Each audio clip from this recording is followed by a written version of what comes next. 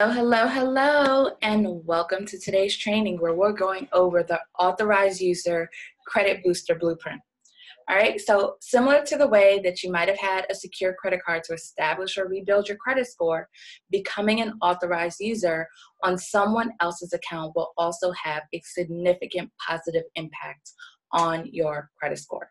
Now, this is a way to improve your credit score in 30 days, right? There's no need to apply for anything, no need to worry about inquiries or anything like that. It is basically an instant way to boost your credit scores in just 30 days. All right, so it's really simple.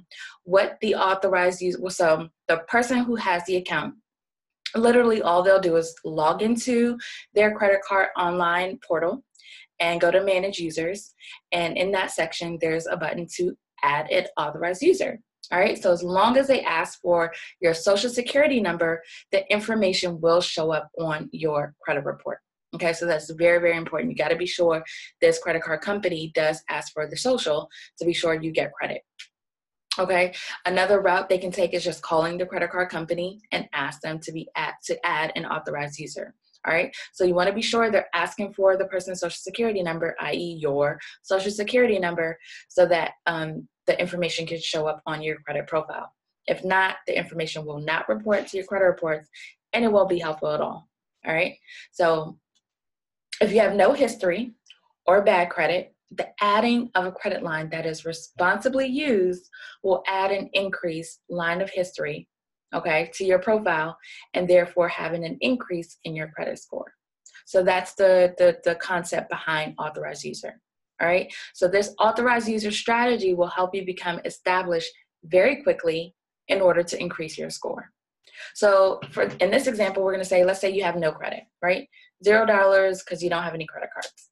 All right, let's say you become an authorized user on someone else's account, and on that particular credit card, they have a limit of $5,000, but they're only using $500 out of the $5,000.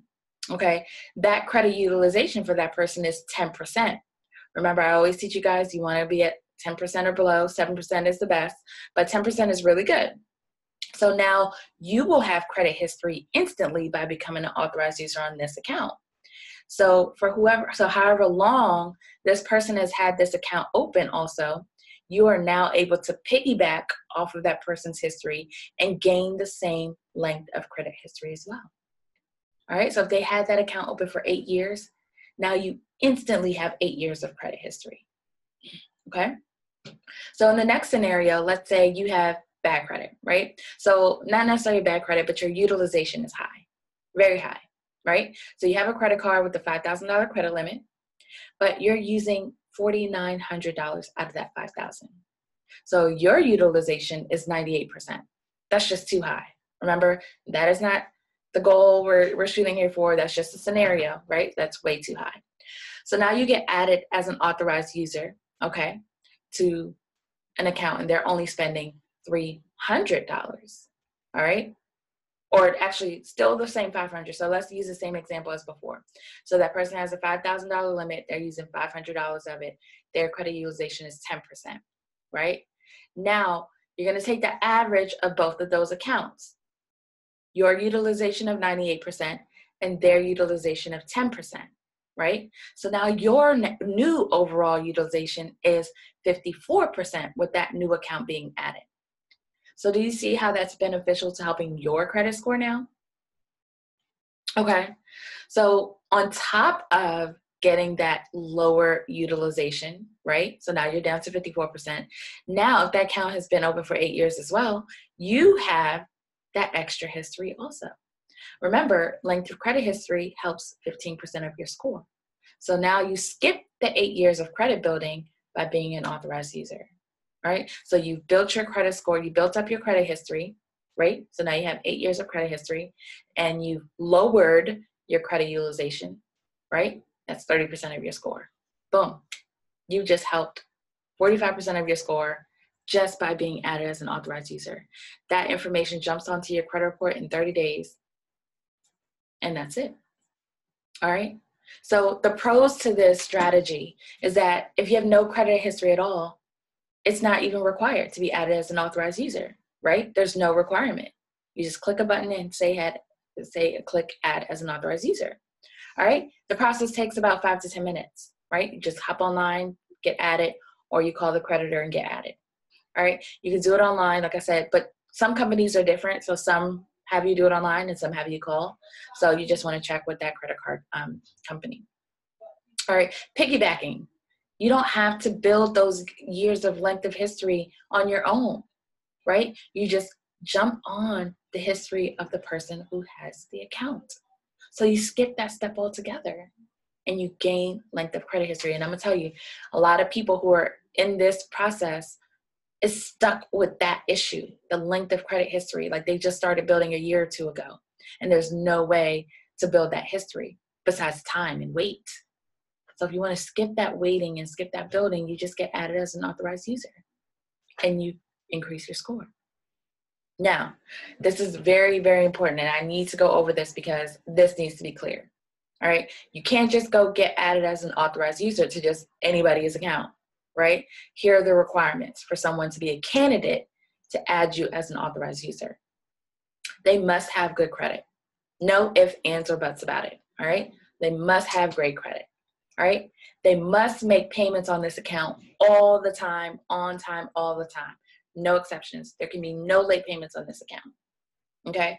They must have credit history, at least, I want to say 5 years or more, all right? If it's an account 1 or 2 years, it'll help a little bit, but not much, all right? So if you have no history at all, then obviously 1 or 2 years will help, so that's okay. But if you're looking for extensive, boost, then you want somebody with some history, right? So 5 years or more, all right? And they must be financially responsible, right? And keep a low credit balance of 10% or below.